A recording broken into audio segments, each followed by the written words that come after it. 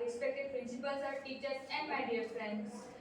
My name is Aditi Rathod. And my name is Rohina Saud. I am captain of the group. And I am vice captain of the group. Now I would like to invite my group members to introduce themselves. Myself Janvi. Myself Yogita. Myself Priyanshi. Myself Karuna.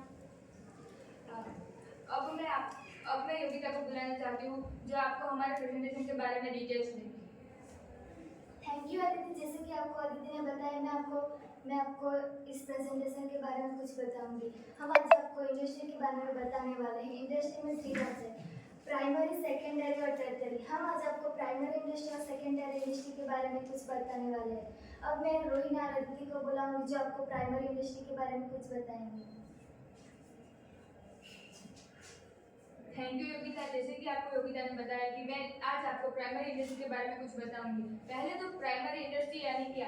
Primary industry यानी जो चीज़ हमें nature से यानी कुदरत से प्राप्त होती है, और जो चीज़ हमें कुदरत से प्राप्त होती है जैसे कि वुड और जो एग्रीकल्चर वो जो, और उसमें भी 2 प्रकार होते हैं, एक्सट्रैक्टिव और जेनेटिक। एक्सट्रैक्टिव में मतलब कि जो चीज़ नेचर में पहले से प्रेजेंट है और हमें उसे एक्सट्रैक्ट करना पड़ता है, जैसे कि पेट्रोलियम प्रोडक्ट्स। और जेनेटिक के बारे में आप बताने के लिए मैं रोहिना को बुलाती हूँ। Thank you Aditi. जैसे कि आप लोगों को अभी अदिति ने प्राइमरी इंडस्ट्री के बारे में बताया। प्राइमरी इंडस्ट्री में 2 टाइप्स होते हैं, extractive and genetic. Extractive industry के बारे में आपको अदिति ने बताया। अब मैं आपको बताऊंगी जेनेटिक इंडस्ट्री के बारे में। क्या आपको पता है जेनेटिक इंडस्ट्री क्या होती है? Genetic industry, this industries are engaged in plants and animals for their use in further reproduction. For example, poultry farm, dairy farm, growing fish in ponds, etc. अब हम जेनेटिक इंडस्ट्री में example लेंगे poultry farm का। जैसे कि आप इस picture में देख सकते हैं कि ब्रीडिंग फार्म्स, मतलब कि जो पोल्ट्री फार्म में जो मुर्गी के छोटे छोटे बच्चे होते हैं उन लोगों को पोल्ट्री फार्म में बड़ा किया जाता है, उन लोगों को फार्म में रखा जाता है, बाद में उनको बड़ा किया जाता है। उसके बाद जो मुर्गी के एग्स होते हैं उनको मार्केट और एग इंडस्ट्री में पहुंचाया जाता है। बाद में एग इंडस्ट्री के बाद उन एग्स को ट्रांसपोर्टेशन करके उनका एग प्रोडक्ट्स बनाया जाता है। फॉर एग्जांपल हम देख सकते हैं केक, पिज़्ज़ा एक्सेट्रा। और उसके बाद जो एग प्रोडक्ट्स होते हैं उनको हम कस्टमर तक पहुंचाते हैं, या फिर एग्स को सीधा मार्केट में ले जाया जाता है।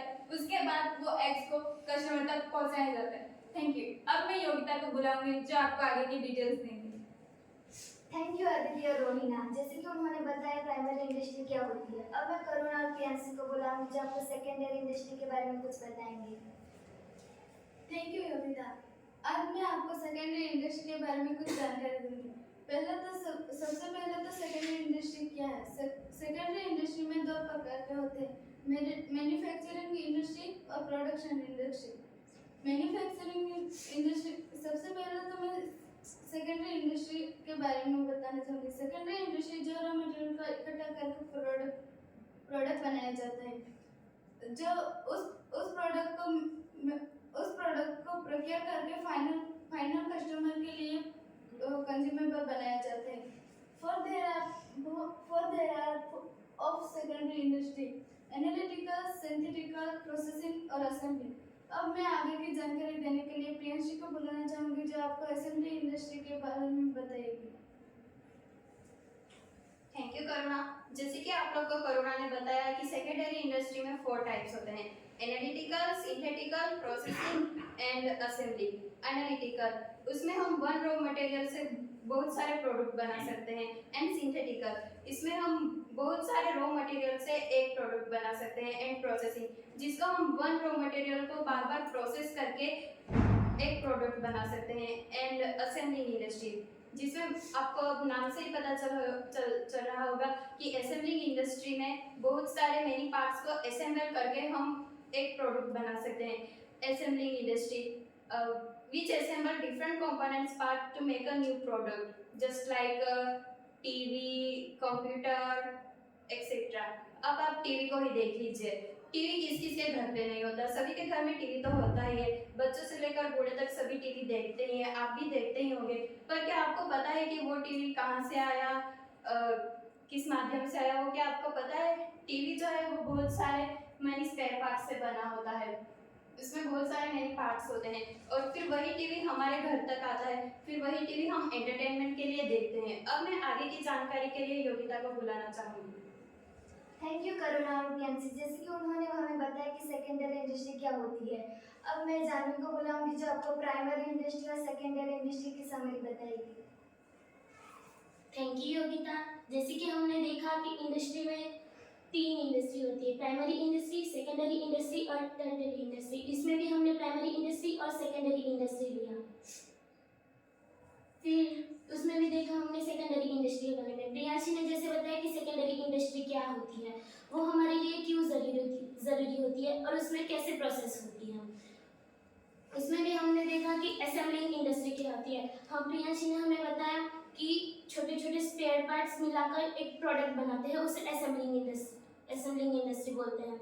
और फिर प्राइमरी इंडस्ट्री, अदिति ने बताया कि प्राइमरी इंडस्ट्री में हमें नेचर से रॉ मटेरियल मिलता है। और फिर हमें रोहिना ने बताया कि प्राइमरी इंडस्ट्री में भी जेनेटिक इंडस्ट्री होती है। उसने बताया कि पोल्ट्री फार्म में कैसे मुर्गी को बड़ा किया जाता है और उसके एग्स अलग करके मार्केट में पहुंचाए जाते हैं या कस्टमर तक पहुंचाए जाते हैं। अब मैं मेरे ग्रुप मेंबर्स को बुलाना चाहूँगी। थैंक यू प्रिंसिपल सर कि आप अपना बहुमूल्य समय निकाल के हमारे प्रेजेंटेशन में हिस्सा ले हमारे प्रेजेंटेशन को देखने के लिए। And also thank you teachers and my dear friends to listening us and giving us a very precious time. Thank you. Thank you.